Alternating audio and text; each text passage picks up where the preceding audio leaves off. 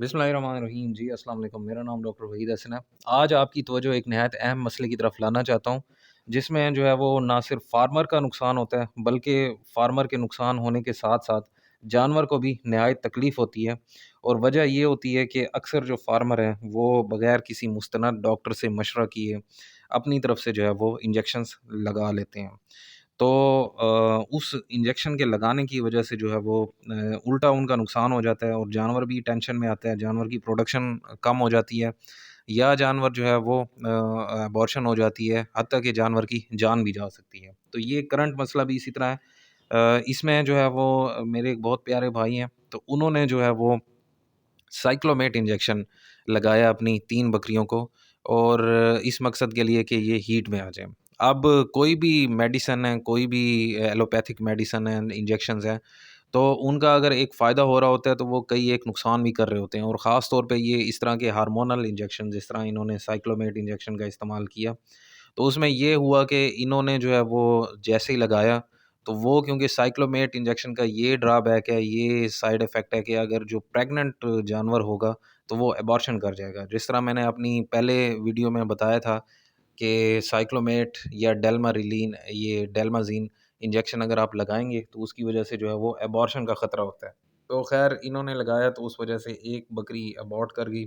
अब जो बाकी 2 बकरियाँ हैं तो वो भी रिस्क पे हैं।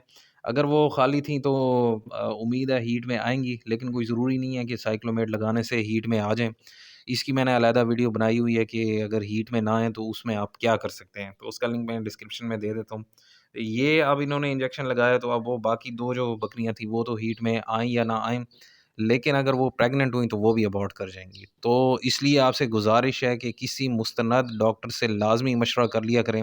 अब अगर इन्होंने जो है वो पहले तशख़ीस करवा ली होती किसी डॉक्टर से कि आया कि ये प्रेग्नेंट हैं या नहीं और या इनका क्या मसला है, तो इनकी जो है वो बेहतर रहनुमाई भी हो जाती, इनका जो है वो नुकसान जो बच्चों की सूरत में हुआ है, तो वो भी ना होता और जानवर को भी जो इतनी शदीद तकलीफ़ आई है, वो भी ना होती।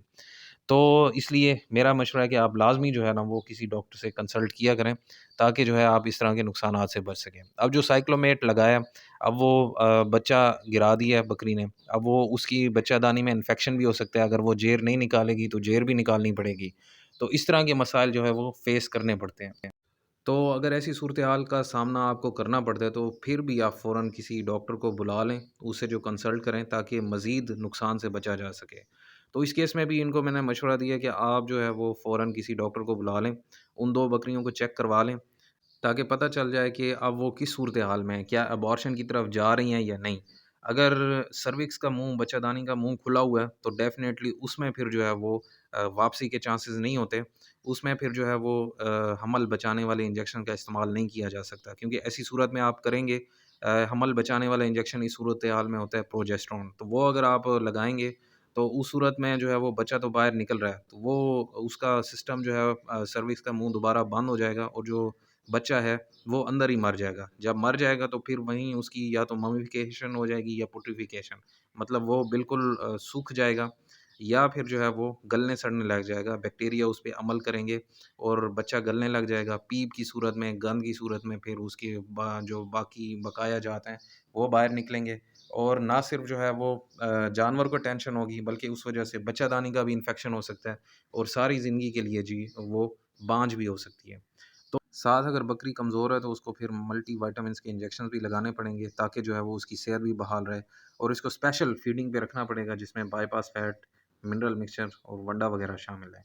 हर जानवर की जो है वो फ़ीड रिक्वायरमेंट्स अलग होती हैं और जानवरों की ट्रीटमेंट या फ़ीडिंग के बारे में अगर आप जानना चाहते हैं तो आप मेरे व्हाट्सएप नंबर पे पेड कंसल्टेशन ले सकते हैं। तो आज की वीडियो यही थी, मज़ीद भी अगर आपके ज़हन में कोई सवाल हो तो आप कमेंट्स में या मेरे व्हाट्सएप नंबर पे पूछ सकते हैं। तो दुआ में याद रखिएगा, अल्लाह आपका निगहबान हो। अल्लाह हाफ़िज़।